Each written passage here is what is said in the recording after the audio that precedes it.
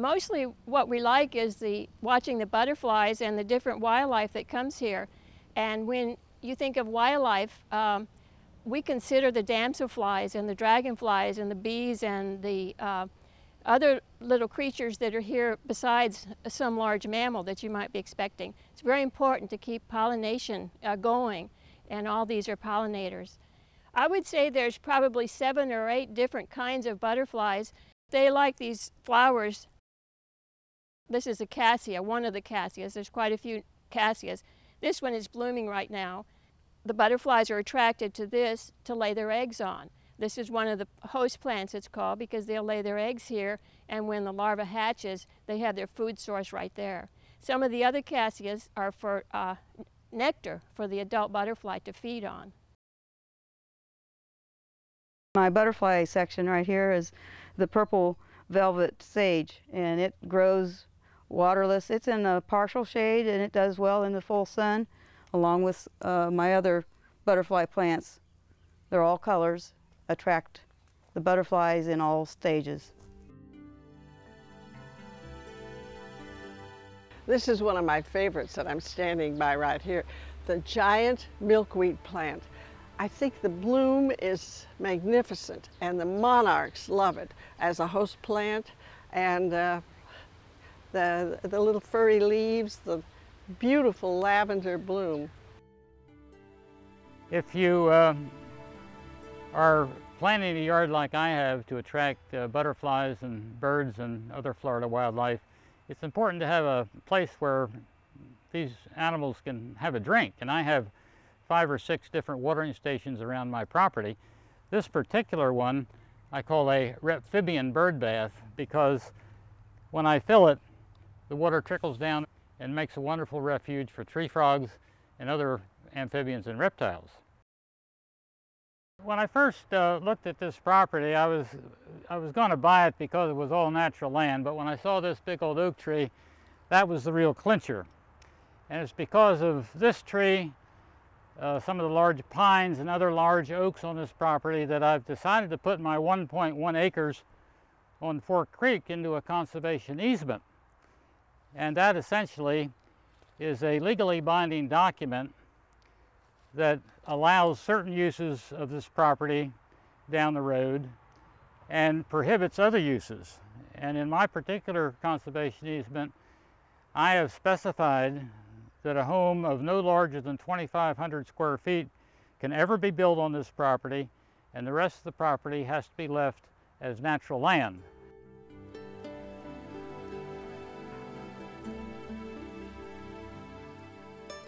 We have a wood duck corridor in our neighborhood because every summer you can see the families walking down the road going down to Lake Howard. And we've seen them do it every year for, I think, probably the last 6 years here with our wood duck box in the pecan tree. They fledge and they march down to the lake. We have so much being destroyed and removed because of the building that is going on in this area. And so we have nothing that provides for the wildlife that's been here for such a long time. And so by putting in Florida-friendly plants, we help to create the corridor. And we tried to help people, encourage them to plant for wildlife in their backyards. So if everyone could do that, then you'd have the corridor that we're looking for.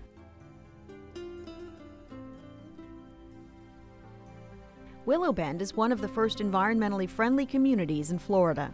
Mulch helps to retain moisture in the soil and to suppress weeds. This is an example of Melaleuca mulch. We use Melaleuca because as an environmentally friendly community, Melaleuca is an invasive plant here in the state of Florida. It provides a good resistance to termites, contributes to soil nutrients, and is very stable during heavy rain showers. Its color is consistent with the look throughout the community. It is cost effective and certainly environmentally friendly. We use mostly pine mulch because it's readily available, and I got a machine that'll mulch it up. And this is an accumulation of about 3-4 years. We start out accumulating them and put them in this pile here, and then we get the mulcher out and we put a mulcher on it, attach a mulcher to it, which is this little blade, and then start up the mower, and we spread that out, and we go over it with the mower, and we end up with this mulch here. That's it. That's all there's to it. When you put the mulch down, you probably want a depth of anywhere from 3 to about 5 inches. The side effect of that is that as it decomposes, you create a soil where previously there was nothing. But you can see here, we're creating a topsoil, and this has all been created just by the use of mulch and just letting nature do its thing. It does a really, really nice job. Very inexpensive and the right way to do things. Jack Taylor has found a unique way to reuse the branches from the invasive Brazilian pepper trees he cuts down in his yard. I took the larger limbs and branches and wove them into this fence, which I have on 3 sides of my property. And it in itself provides a habitat for small mammals on the property. And I have growing on it things like wild grape and cut leaf morning glory. And when air plants fall out of the other trees, I can stick them in here, and they seem to do very well. Raised beds combined with mulch can allow you to grow vegetables without having to use excessive water. The reason I went to raised beds, well, there are several reasons. One, Florida's sandy soils are not particularly good for raising a variety of vegetables. So I have, through the years, built up a lot of really rich organic soil here. So I don't have to use very much fertilizer. And the fertilizer I do use stays here in the bed. As similar with the water, I have to water this very, very sparingly because I have a thick mulch layer here that retains the moisture. So the raised bed enables me to grow vegetables in the first place and conserves water as well. Fertilizers and pesticides are probably associated with gardening one way or the other. But the whole concept of Florida friendly is that pesticides and fertilizers are to be used in minimal amounts. Use fertilizers appropriately, use pesticides judiciously. The result is that I use very, very little of either one. We have used insecticides, but only to the point where there is a specific little problem. And then we use just a tiny bit of spray, usually soap and water. Otherwise, we do not use insecticides in our yard. It pollutes the water. It kills off good insects, and there's a lot of them. And it gets into the food chain, and then the birds suffer for it, and so forth and so on. So the less you can use, the better off the environment is.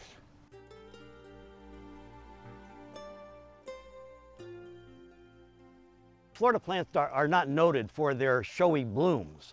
However, as you can see here, we do have some very pretty examples of what makes Florida to be pretty. This Bahama cassie is as pretty as I think you're ever going to see. There's a lovely example of a hedging plant. This is an alamanda, and this is a beautiful butterfly attractor. This is usually let go as a full bush, but you can see that it hedges very, very nicely, and it serves its purpose for this area. Gives me some screening to the view next door, or the lack of view, and the color here is year-round. Just a lovely, lovely choice.